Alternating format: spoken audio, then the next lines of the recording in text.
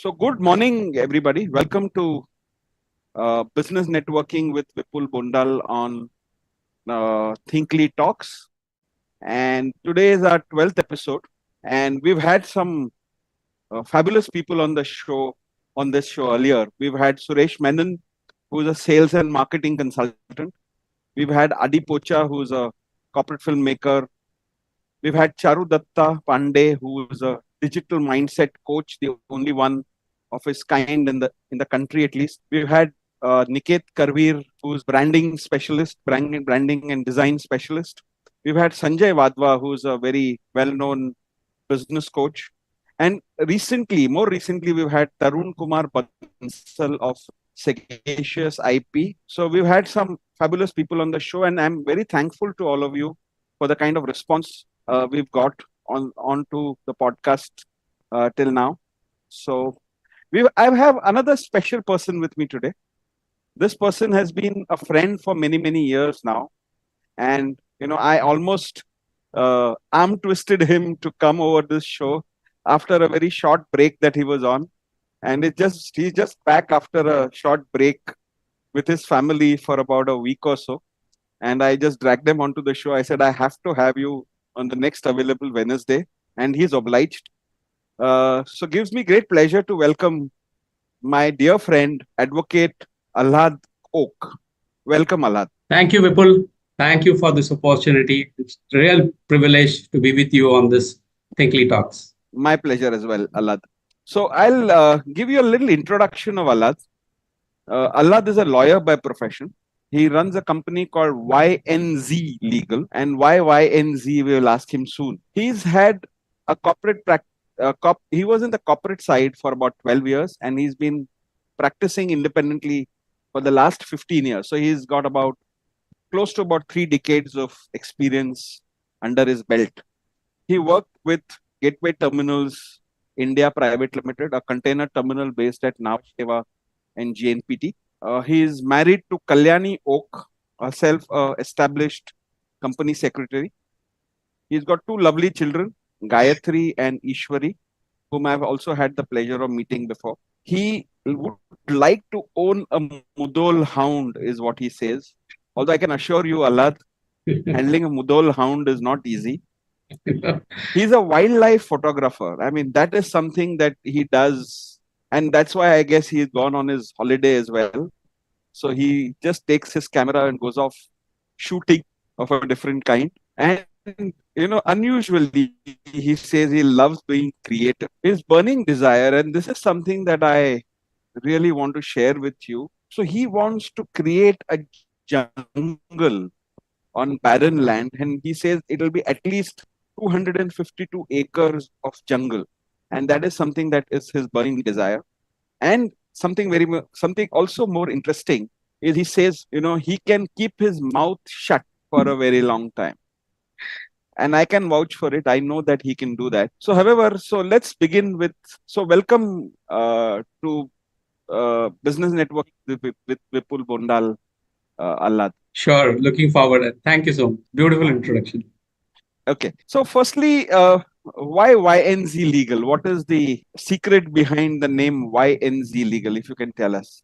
Sure. So typically, if you look at in our fraternity, the law firms are known by the name of the founder, and the legacy goes on. However, when I initiated the practice, I felt that the legacy should go beyond the individual, and it should be known by as a firm. And that's where I thought it should be something which should be in resonance with the team. And that's where our team is young and zealous. And YNZ stands for young and zealous. Young and zealous. Yeah, that's the acronym which is used. And we have been using this for a long time now. Fantastic. Okay. So, Alhad, I mean, as you know, law has several specializations. There are many kinds of specialization. But our friend here specializes in a very specific area. I mean, although he does practice in a whole host of areas, but he specializes in what we call as contracts and drafting agreement. And that is you can say his specialization. So, and he has a track record which is unenviable in this. So I would just kind of ask him this question, because that's something that's always been on the back of my mind. Right. And I just thought I'll throw it to him and get some knowledge free of cost. So, Allah, what is what is a contract and what's an agreement? And if you can tell us what is common between these two documents, between let's say a contract and an agreement, and Right. and if you can explain what is different in very, very simple language. Right, right. So agreement, simply put, I will not get into the definition of contract act and all that stuff, but in All right. simple terms, when I offer something and I give a promise and somebody accepts that promise, that's itself is an agreement, kind of. Right. So it need not be a written document; it could be oral agreement as well. Now, when we say a contract, it brings the element of enforceability in the eyes of law. So agreement could be any agreement. Let's go for a cup of tea. Let's go for to watch a cricket match. And I know you are an avid fan, so let's go for a cricket match. This is All like right. an agree, and you say, "Yeah, okay, let's go together." It's an It's agreement an kind of. agreement. Okay. So it's not a So when contract. it's not a contract. Okay. So now when you bring element of legality or enforceability in the court of law, then it becomes a contract, or it is referred to as a contract. So a simple formula is offer plus acceptance is an agreement, and when agreement plus enforceability brings a contract. So that's the Okay. difference.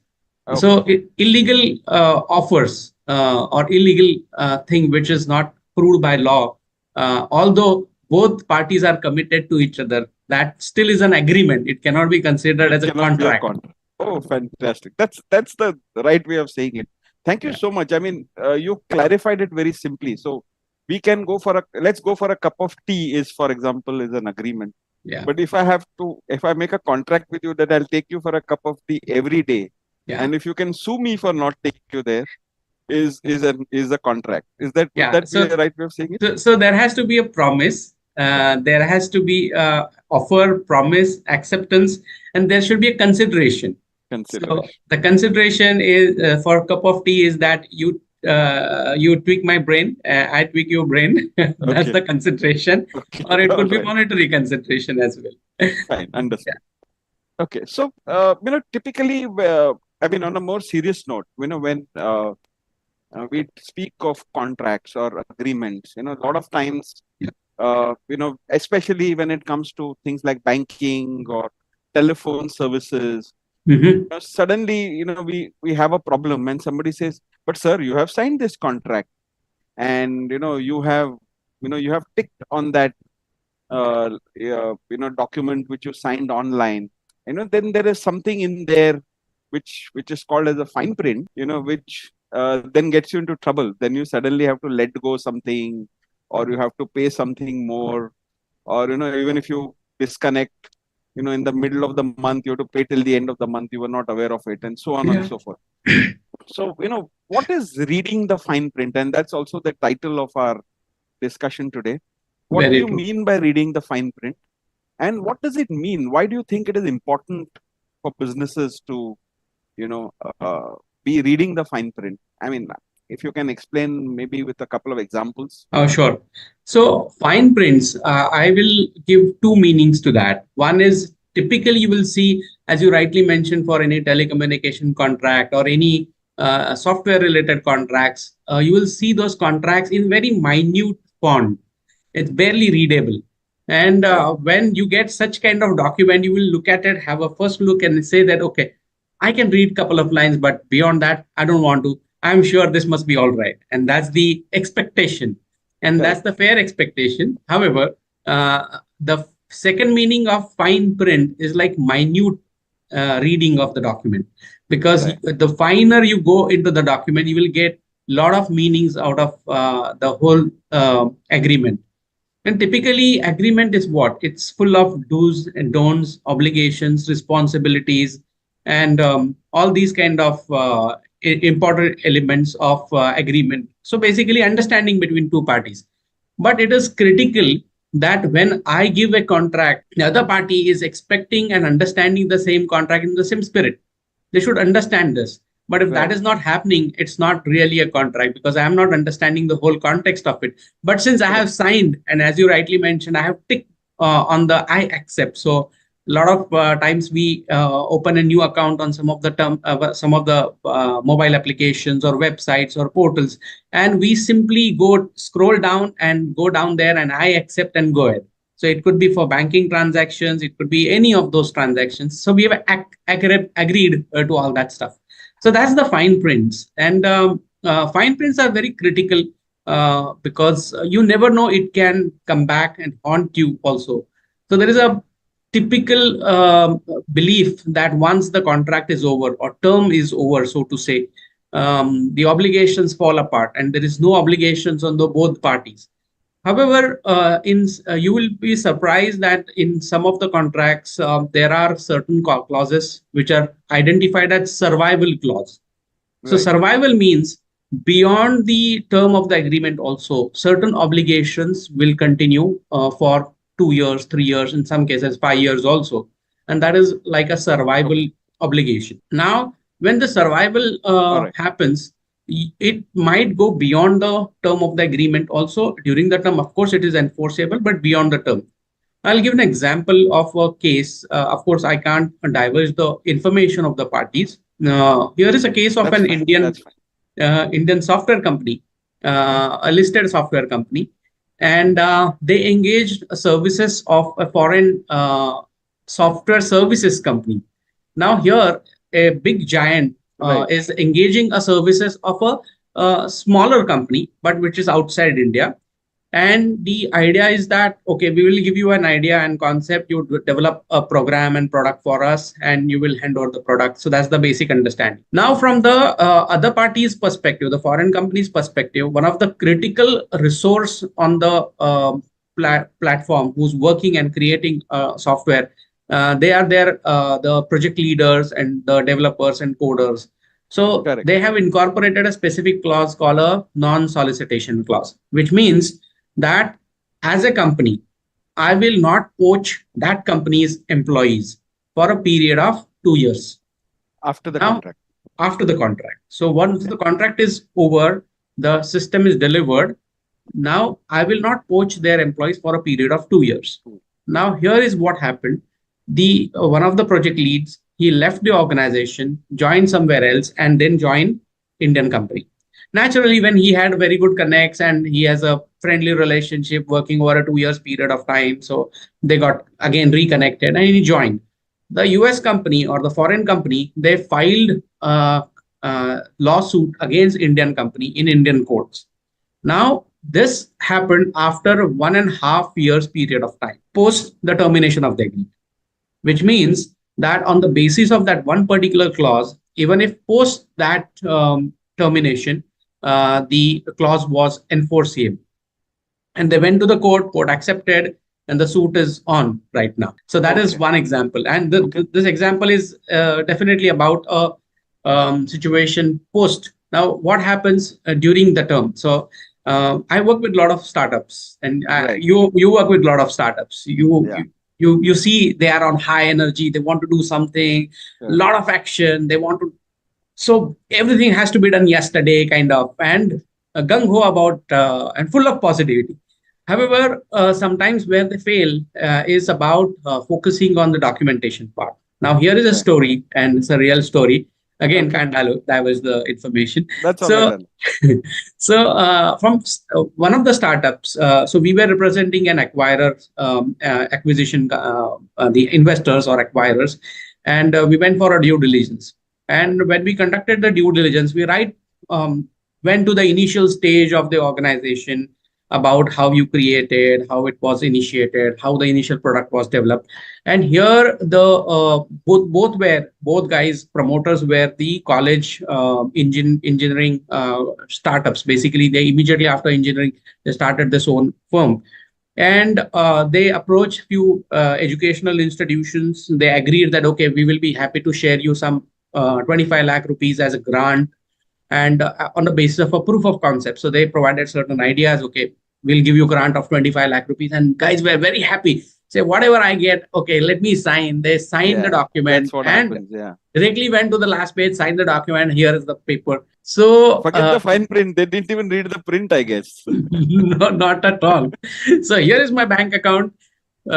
I'm signing the document, transfer the money because I want to go, and its exuberance is That so high happens. that Yeah, that they happens. want to Correct. do it. And now the problem happened after 3 years. They worked really hard on the product. Product was really cutting edge. They created a good software tool. And when our investor wanted to invest in the company, when we went into the whole documentation, one of the critical piece when they signed that grant letter, that all the intellectual property rights for whatever they develop will be co-owned by the institution, Oh, wow. Okay. which means whatever 3 years they have worked, and the initial investment was 25 lakh rupees, whatever they got it from institutions. Thereafter they put in their own sources, their own funds, borrowed from their relatives and multiple things. So it Whatever. was Yeah. much more than what the 25 lakh was done. But because of this one element which was there, that the ownership of the intellectual property is co-owned by the institution. Now here is the catch. Now if I as an investor want to invest into this company, I want to make sure that the investment should Is with the company. in the company. So intellectual property should be solely belonging to the company. Now here is the Wow. co-sharing with an educational institution. I don't want as an investor any co-sharing in the intellectual property. Absolutely. Only solution is to get a waiver or complete transfer of right from institution to them. But in the process, these two gentlemen, they went back to the institution. The whole management in the institution had changed within 3 years period of time. Now when the institution said, now we don't want to waive any rights, we want either equity or whatever consideration, so whole deal went down the drain because they took a lot of time to get the approvals never happened, and the good investment opportunity, Was lost. they lost it.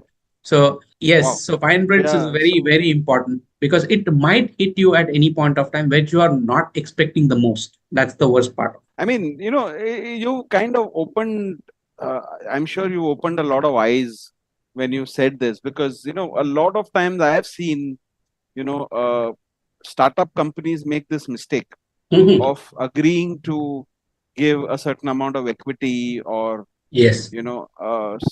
something that they don't realize. I mean, IP, for example, is a intangible asset.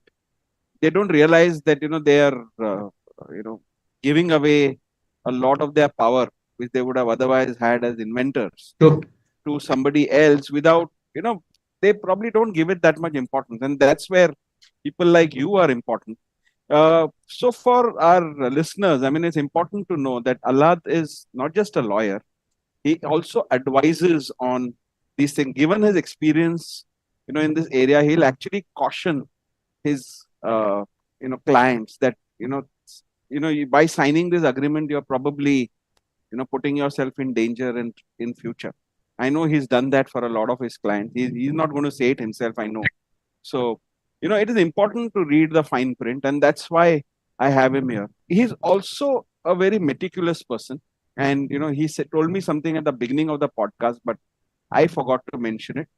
So I'll mention it now that I remembered it, is that he is also an on contract, right, with Thinkly. So he is advising Thinkly, although that's got nothing to do with this particular episode. He is here on my invitation, but he just said that for reasons of appropriateness, I should mention it, and I'm mentioning it here. So Allah, there goes what we discussed. Yeah. Sure. So, uh, well, there are some interesting questions which have come on the group. So, can I take one of those? Yes, please. So, Brian DeMello has asked because I think he, heard about, I mean, and I hope that's the reason why. So, he said, how can I ensure that the termination clause in a contract works in my favor? Wow. That's a real nice question, Okay, Brian. I'm sure you're asking this out of your experience. right. Okay, so should I go with this answer right away Please, or? please. Yeah. Please do. Yeah. So typically, as any business person, or when we come to Indian culture, kind of, When we go for any documentation or any contract per se, Right. the initial aspect is about, let's talk about all great things and good things what we are going to do it. Correct. Anybody says something like, but what's the exit mechanism? The person is looked upon with a frown and said, Correct. oh, by the way, we are all here to join for a good cause, and what are you talking about exit mechanism? The fact of life is that there could be a possibility that if things don't work, we should Right. think about it right at the initial stage rather than figuring it out what happens when the things are really not going correct. Okay, so that there has to be a way, a mechanism to be followed, and that's the one of the clauses, termination. So now termination, you will find, Brian, in a lot of cases, the termination clause is unilaterally drafted. That the person, that the company who is having a higher power, kind of, they will have a unilateral clause stating that, okay, we will terminate this agreement with a 30 days notice. If there is a breach by you, then we will terminate this agreement. There is insolvency and blah, blah, blah. So there could be multiple situations where an agreement can be terminated. Now, even if you are not a superpower like the other party, but you are at the level playing field the moment you are entering into an agreement. So the termination clause should be reviewed very thoroughly. For example, if the other company is stating that, look, I can terminate your agreement with 30 days notice without cause also. Now, you might have put in certain investment in terms of manpower, in terms of investment, in terms of capital assets, or any other things for this project. Now, your expectation is that the project will run for 3 years. The ROI is expected over a period of 3 years. Now, suddenly the agreement is terminated within 6 months period of time. You're not going to get that ROI. Now, in terms of these kind of termination clauses, you can delete the clause related to the termination for convenience. It could be only termination for cause, and only cause when and it cannot be single-handed termination. It has to be an opportunity granted to you to give your response, and only when the response is not appropriate, there is an opportunity to rectify that breach. That is not happening, then there should be certain other elements. For example, it could be amicable settlement. There could be 2 3 other elements which will be used so that the termination is avoided to a large extent. So a lot of negotiation happens on this clause, and very well sought for this particular answer. Yeah. I think his specific question is, how do you make it in your favor? So, Your favor. So your yeah, favor is specifically, you have to look at it. What is your vulnerability? What is your apprehension throughout the project? Okay, where do you stand? And that's where the best way to do is that turn the termination clause around so that it gives you a. And I'm going to give a couple of tips to you. You can use it, Brian, for your purpose also. So in case of certain terminations, if there is a certain termination, you can actually ask for minimum guaranteed payments. So if I have made an investment for this project for a period of 3 years, and my investment for this project is 3 crores, now you are terminating this project, okay, within 6 months period of time. For whatever the remaining period, if you want to terminate, okay, you go ahead and terminate the contract unilaterally without cause, but pay my at least 2.5 crores. So those kind of conditions you can put it, which make favorable to you, so that even if the agreement is terminated, you are at no loss in terms of monetary aspects. Okay, you may not get the work experience, but at least you are not monetarily damaged. Okay. right. Can I take another question, which is kind of similar, in nature to this? Sure. It's asked by Jenny Matthew. So Right. the question here is, what steps should I take if I want to amend a contract after it's been signed? Very After valid it's been question. signed. So firstly, can it be done? And if yes, what are the steps to be taken? Right. So Jenny, thanks for this question, because you will appreciate when one contract is executed, both the parties are working together in good faith terms, and a lot of times the other party may request for certain additions to the scope of work, or certain things which are not stated in the agreement. So you can initiate, and as part of the agreement itself, you can have a particular clause like anything which is changed in the contract. it is considered a change request. And change request may have certain repercussions in terms of time or in terms of monetary consideration also. So in case there is any change request which is happening from the other party, you can evaluate the change request, go back to them that, okay, by the way, we can do this, but there is additional 15 days period. So the project will be delayed or extended by 15 days period. So you are later on not alleged by the party that you delayed the project. Now you requested me, I accepted that, you extended the project for 15 days. Now, because of those additional 15 days of my manpower getting engaged into it, the additional monetary consideration is X, and that should be payable. So if this process is incorporated in the agreement for change request, anything happen on the agreement, it can be documented. And the documentation can happen by way of an addendum. So addendum means it's an additional change made to the agreement. All terms and conditions will remain same. Only these small changes will be applicable, which are agreed by the parties. And those changes can be additions, or it could be deletions also, or it could be certain changes in words or here and there, certain scope. Multiple things are possible, but important is that both the parties should agree with each other. And again, it should be a signed document. Multiple situations we see that only emails are exchanged, or only minutes of the meetings are maintained, or even those are not maintained, just emails are exchanged. They requested me, I accepted, and I started working on it. And then I build later on. And thereafter, the client comes back and say, oh, by the way, so much of billing. We have never expected that. You should have told us upfront. So those kind of unavoidable situations can be addressed with these kind of two things. So here, Allah, my one question to you, I mean, this is out of what you just said, is do we keep it in the contract already that some clauses could change along the way? Yeah. So as the relationship proceeds, or as the contract, as we start executing the contract. So should that clause that, some amendments will happen be already there in the contract, or if it's not there, let's say this particular point is not there, that amendment can be made. Yeah. Can it still be made? Absolutely. Because both the parties are agreeing to make this change, and both the parties are signing that this change has been incorporated, and right, that becomes part of the same agreement.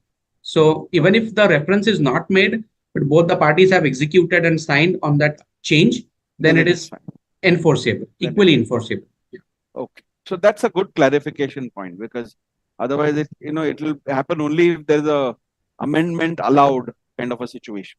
No. So one more question, Alhad. I mean, we hear of various types of contracts, license agreement and whatnot. So can you tell me typically a business, how many types of contracts or agreements one can get into?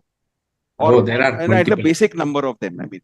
Oh, so if I pick one industry, you will be surprised. There are so many multiple contracts. So if you go for a say tech kind of company or a software kind of company, you will have an NDA. So most of the people are familiar with NDA or confidentiality agreement.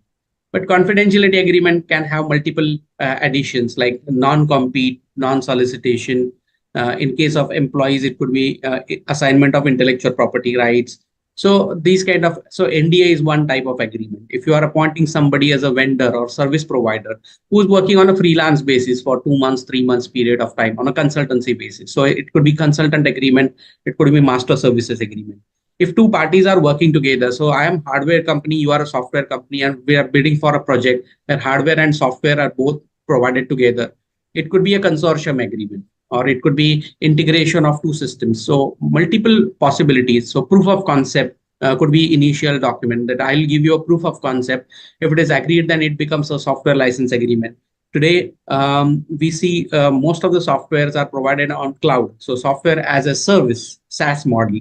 So those kind of agreements are there. AMC, annual maintenance contract. So multiple types of contract depending on the industry. Now, if you go to industry like a civil construction industry, you will have different types of. So if you are bidding for a tender, there could be a pre-bidding consortium, or there could be an MOU. Now, this is a classic question which I typically Yeah. get at, that whether MOU is enforceable Is or not. enforceable. Yeah, correct. Yeah, so it's a memorandum of understanding, whether it is enforceable or not.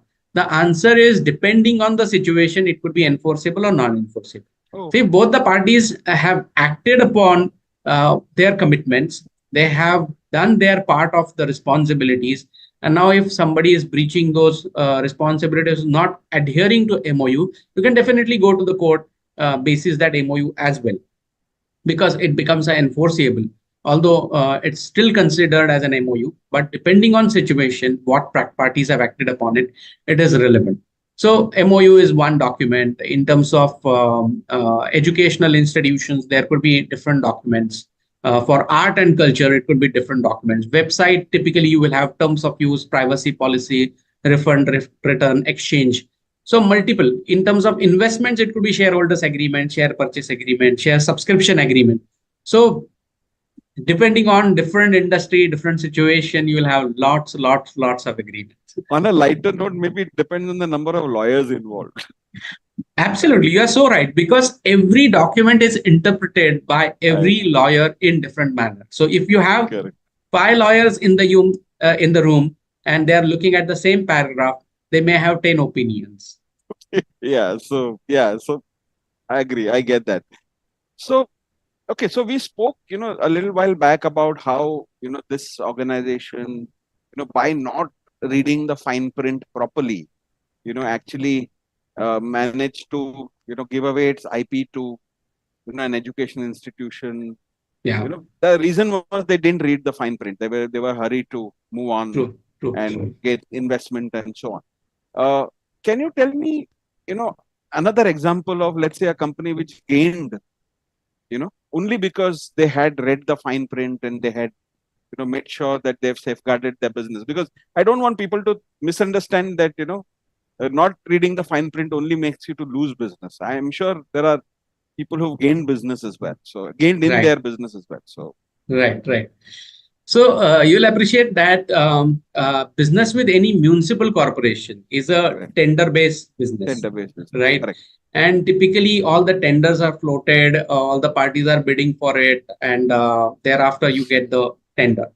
Now, you'll appreciate that all these giant companies who get the tender, they typically subcontract that agreement to other third parties.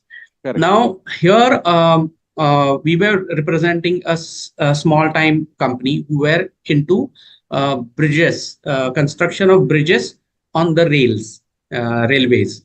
And they were appointed by, of course, a giant company. And here, two situations we incorporated in the document. And there were liquidated damages in the agreement, which means in case you get delayed on the project, the loss per day is already agreed in the contract, and you have to pay the contract that loss without any questions raised, because it is already predetermined by the parties, and that's called liquidated damage. And it was hefty. And so we spoke to the team members and we just asked about what's the geography, and they explained a couple of points which actually created alarms on our mind. Was on one side, there was one small juggies, shanties, and small areas where certain chawls and illegal situations were there. And we said, oh, if they don't move away, and typically those are, controlled by those Political, goons or yeah, dadas or bhais political out there, interests. Yeah. and vested interest. So if they don't move away from that area, you will not be able to construct any part of it. And naturally, when vested interests are there, there is no logic which is applied. Absolutely. So we incorporated one particular situation there, that, okay, in case during the work process, if there is any problem that occurs because of this element or this adjacent area, then we will not be responsible. You will be responsible to take care of it. And because of that, if there is any claim that comes on us or any delays that happens, then we will not be liable for that. That was number one. And it so happened that one of the engineers, he was out by all the vested interest parties, and they slapped him, and he was taken to jail or whatever. So this whole process delayed the entire project by 2 months period. But because of this particular clause, our clients could avoid this situation of delay Damages. because it was not my responsibility. Another Right. situation was there about the water body. There was a small water body, and even if it's a very smallest of the water bodies, it will still come under the environmental authorities. Now, we straight away mentioned that if there is any environmental related approvals which are required, it is the responsibility of the tenderer and the main contractor. It is not on us. And when Okay. some agitations happened because of the water body and the delays happened, ultimately the approval was granted, but again it took almost 3 months period of time. The liquidated damages were not applied to our client. Another very much ignored clause, but which happened in their favor, was force majeure. Imagine this contract was given in month of October 2019, There and you in go. March 2020, the COVID happened. And the specific wordings out there was restrictions, endemic, pandemic, all that stuff was mentioned. And if things are restricted because of certain things like that, it will still not be considered as the delay.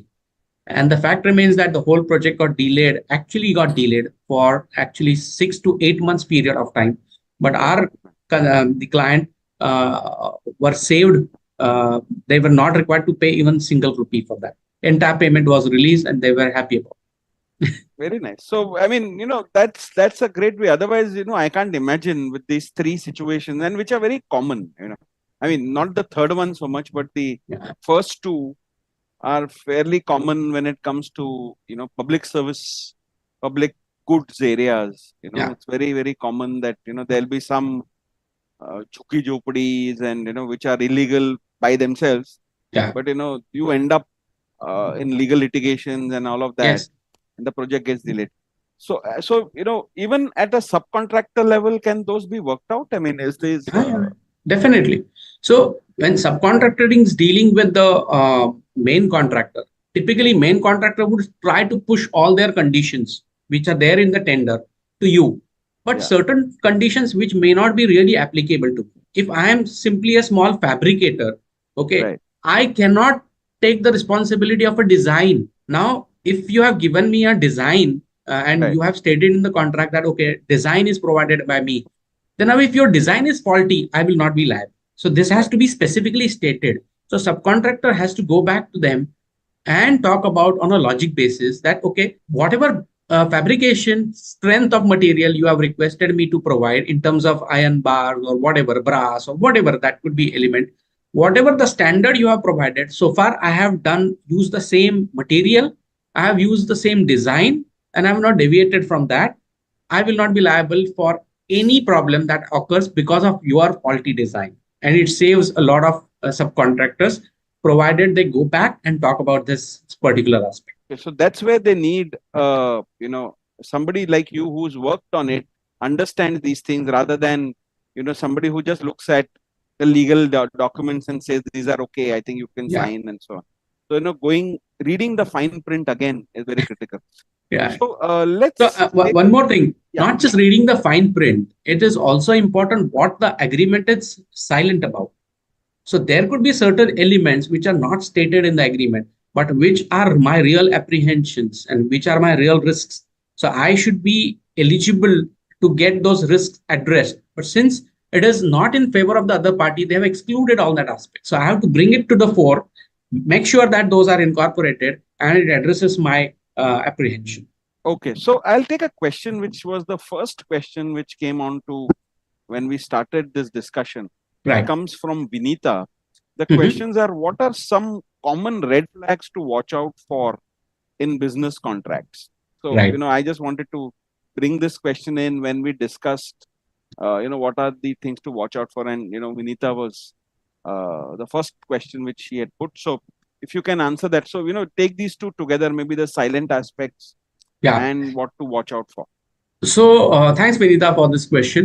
So, typical red flags are related to the responsibilities. Now, when you provide a proposal, you must have provided certain things in the proposal. And Yeah. those are your responsibilities for which you have quoted for the price or the fees, or it Right. could be the consideration. Now, if the consideration is same, but your scope has changed, that's a very important red flag. Now, here, uh, other party may put certain small sentences like any other reasonable request done by a party should be adhered to.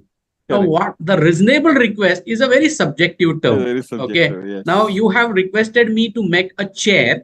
Okay. Right. And now I am making the chair for you. Now you say that, okay, my reasonable request is that the chair should look like a lounge seat, like it's a big seat with a lot of fluffy material and all that stuff. So it has completely changed my responsibility. Now, naturally, you come back that kind of material we're expecting, the consideration has to change. This is a common, smallest example. But this is one important aspect you should know, that Right. any change that happens to the specifications which I have provided as part of my proposal, it should be agreed that that additional time material will be required for that. That is one red flag that you should always observe. Secondly, is about any indemnification. So indemnification means that if there is any loss incurred by the other party, that you have to indemnify to that extent. So to what extent? Now your Yeah. contract value is say 5 lakh rupees, and Right. the indemnity sought by the other party is open-ended indemnity. That is That's definitely a dangerous. red flag. Yeah.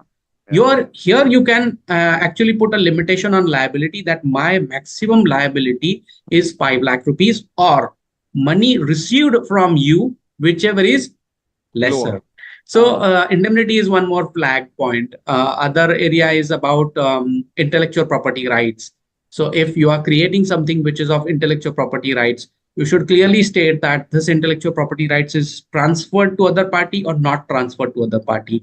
Who is the owner of the source code? So this is about software companies.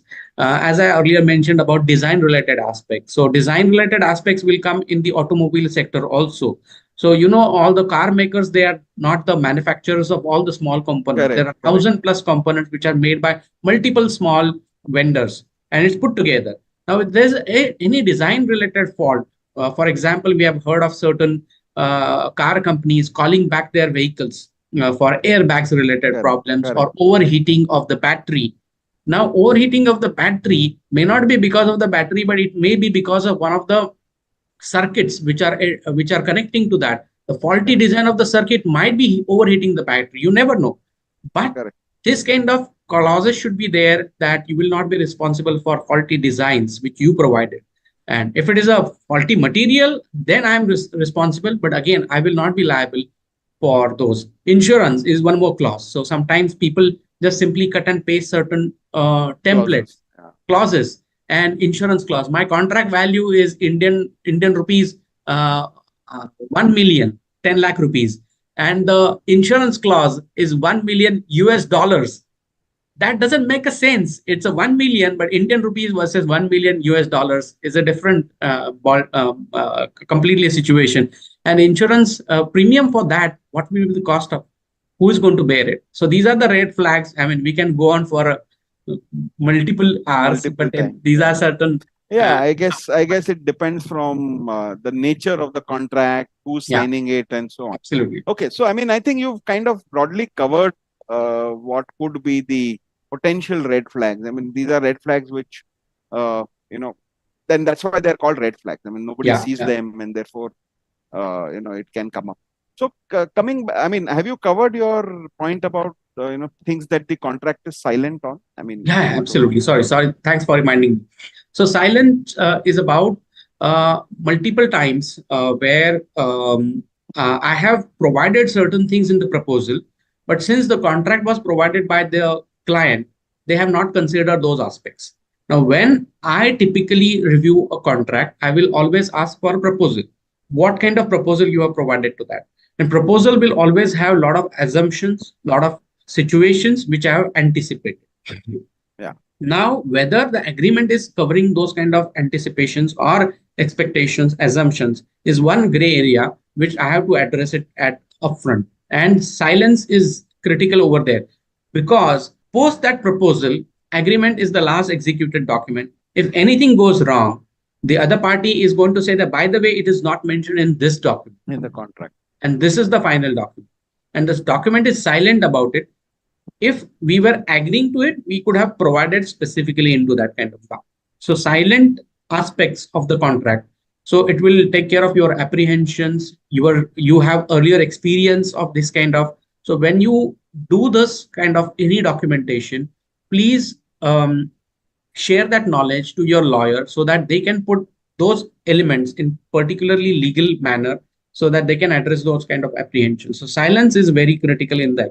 So reading between the lines is especially very, very critical. Yeah, that's thanks a lot for this. Okay, one more question which I think has been asked by Rashi. So her question is, I wanted to know, what does good faith mean in the context of contract negotiation? Nice. So good faith is when you are negotiating a contract, it itself is an art, itself is a science, and itself is a commerce also. So negotiation is a completely different area. But when you do a good faith negotiation, the basic intention of both the parties are that we are here as collaborators. Now, I'll give you an example of good faith. Okay. And thanks for asking Rashi this question. So good faith means that I have to be transparent. I have to put forth all the situations. Those are critical to an agreement. Now, I'll give an example of an acquisition related aspect. Again, where investment was supposed to happen in a tech company. And when the due diligence happens, we ask those questions that, do you have any other entities or any other companies which are relevant or which are related to you, kind of.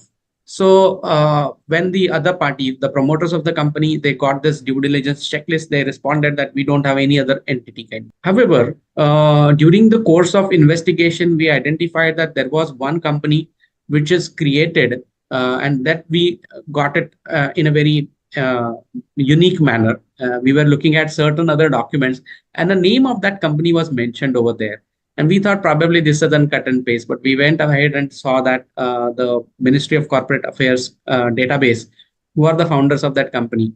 And we found that the companies were founded by the wives of those promoters. And now what was not revealed to us was that the entire intellectual property was assigned by this company to that company. Now, this was a particular question which was asked about, do you have any related party or associations or or any companies? And the answer was no. No. And the critical information was hidden, and that was definitely not in good faith. So what would have happened? The agreement, the investors never invested into that company. They lost an opportunity. But good faith is you talk to other party upfront rather than other party identifying and unraveling through you. And I will give another example. In one IVF kind of clinic was acquired by a all India giant. And here, one particular situation was there where there was a portion of the property which was occupied by the clinic was not completely legal. Okay. And the owner was not aware until that point of time when the due diligence happened. When he started looking at the document, he found that there is some anomaly, and he found that, oh, there is this particular part is probably not legal. So he said, what to do? And we said that, okay, you have to go back to the investor and share this upfront to them, because this is an illegal portion which can completely turn the whole deal upside down. You go and tell them upfront, probably they will get certain solutions on that. And that is what exactly happened. We negotiated in good faith, and we, without even they identifying that, we went ahead and said that, okay, this is a situation and we are into full integrity. And the other party appreciated that. They said that, okay, let's do certain drafting in such a fashion that in case there is any claim, the promoter will be liable, and promoter was agreeable to do that. And the transaction went ahead, the transaction happened because of this good faith negotiation. So that's Okay. about good faith. It's a elaborate term, but paucity of time can dwell Thank on you. these two examples. Thanks. So, Alad, if we put it differently, so moment this whole discussion about good faith comes in, should Yeah. that itself be a red flag that maybe you might want to look into it? I'm not saying it's a bad deal. I'm saying that it's something you need to investigate more and maybe arrive at something that's mutually acceptable, beneficial, or so on. So good Because faith is typically, good actually, faith, is I mean, faith is understood. Then yeah. why would somebody want to say good faith? I mean, should that also be a red flag for negotiators? So good faith is a standard term used in a lot of documentation. Of course, reasonable or expected kind of these kind of terms, but those bring a lot of subjectivity. But good faith is the basic intention that the parties Correct. are working together on certain basic principles of integrity and openness kind of. Correct. So I think if taken in that spirit, the things fall in perfect place kind of. Okay. So I hope our listeners are very happy with what Allah has to say. I mean, obviously, there is a lot of subjectivity because depending on which sector it is, depending on what kind of contract or agreement it is, and depending on, of course, specific clauses and reasons for those clauses, I'm sure there's a lot of things that will change from contract to contract. And of course, if you have any specific query in that regard, you can reach out to Allah. And if it means you may have to engage his services, you'll have to do that. If your question is very specific to a maybe a negotiation which you're undertaking or whatever. Okay, so changing the tack a bit, Alad. So let's get into the reason why that podcast actually exists. So the whole aspect is business networking. You've been an ace business networker now. More than I mean, I know you for more than 10 years because I started my networking journey about 10 years ago, and you've been in this journey even before me. So, you've been in the journey for what, at least 12 years to my knowledge, or True. maybe even more. True. So, tell me how business networking has helped you, uh, both in terms of your business and also overall. How has it been for you, your journey in BNI and so on? Yeah, so this is interesting because as an entrepreneur, or especially the first generation entrepreneur, you don't have a network of people. You don't have where to find your initial clients, or rather, I would say that even smallest things. How do you talk to unknown people?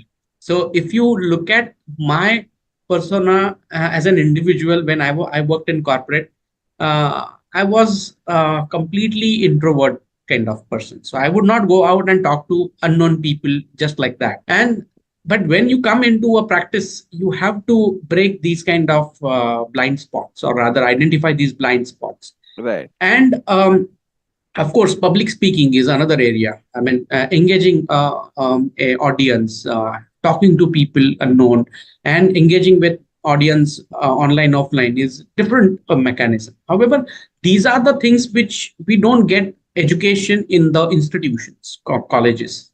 So there could be some small assignments, but which are majorly to tick mark or whatever. But much focus is not there.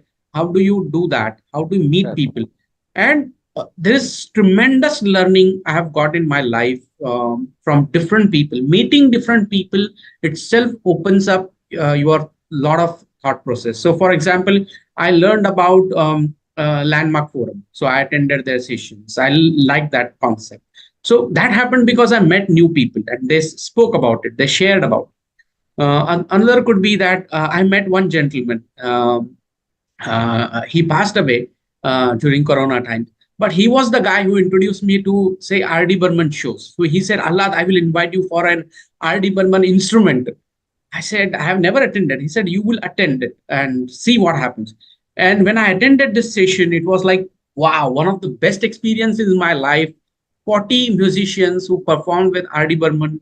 And it was like one of the best experience. And after that, every year I used to attend that session.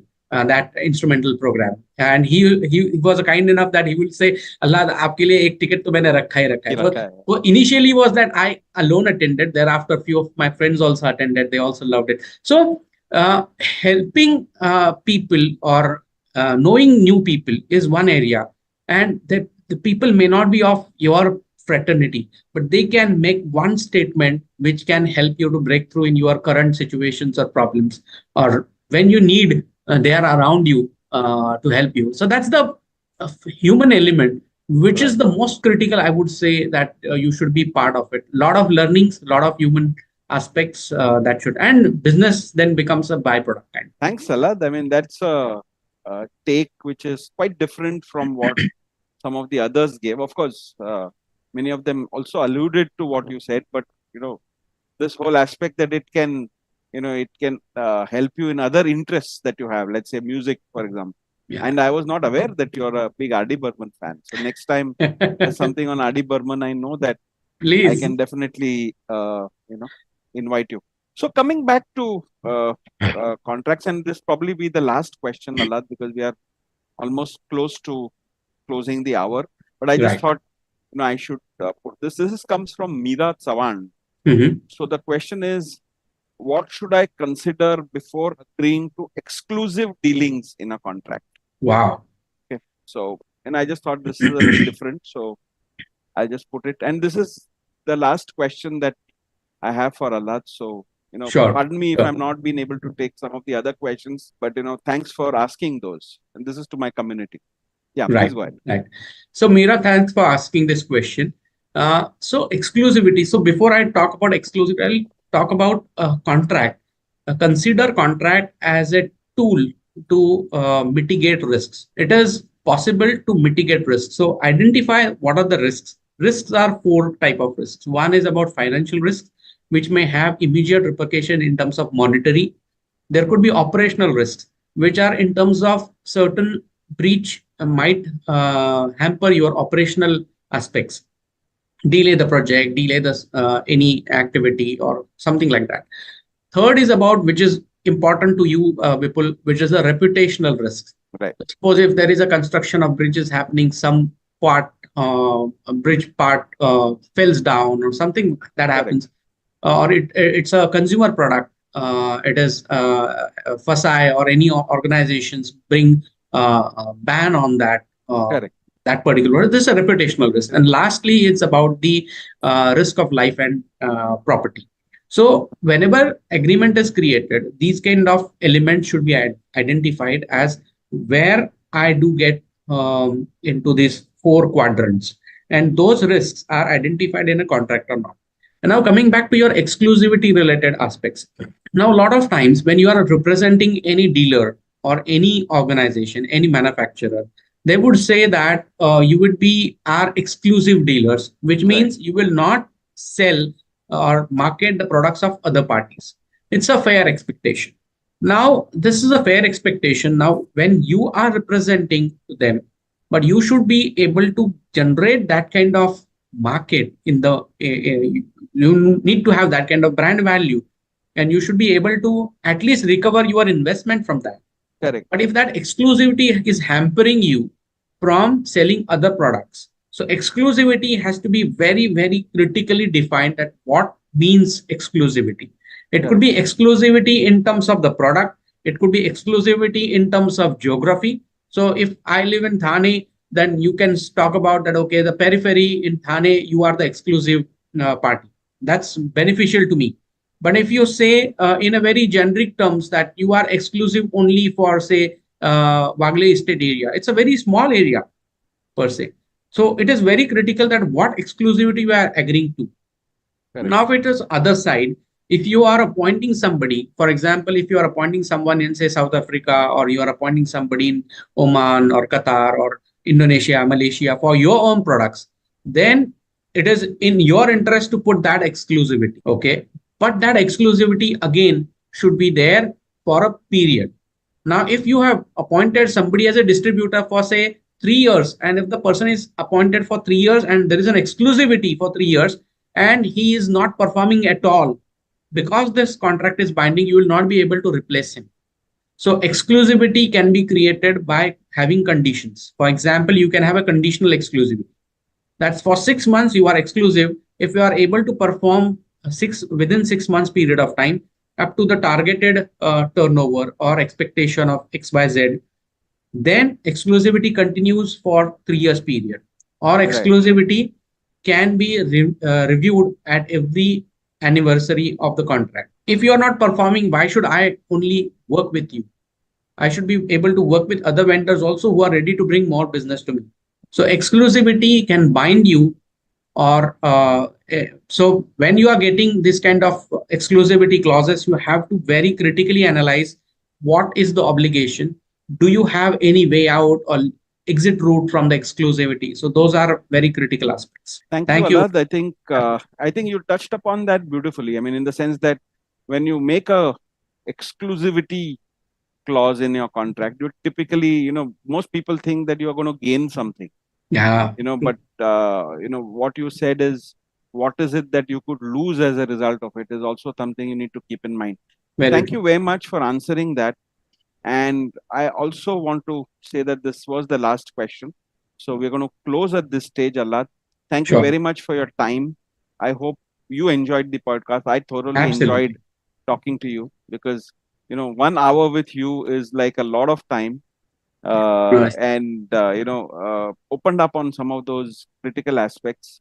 I hope people listening to this podcast also gained a lot and make them only richer in terms of trying to close some of those contracts that they want to, close it properly. And Allah, if you could just send me your contact details, I will because check. some of the community members of the community might want to get in touch with you for Sure. queries, or some of them may have some issues that they're dealing with and would like to take your help. So it will just help them. If you can just post your email ID and phone number. What I I'll will. do is I'll post it here along with your LinkedIn profile so they Sure. can get in touch with you directly and take it on from there.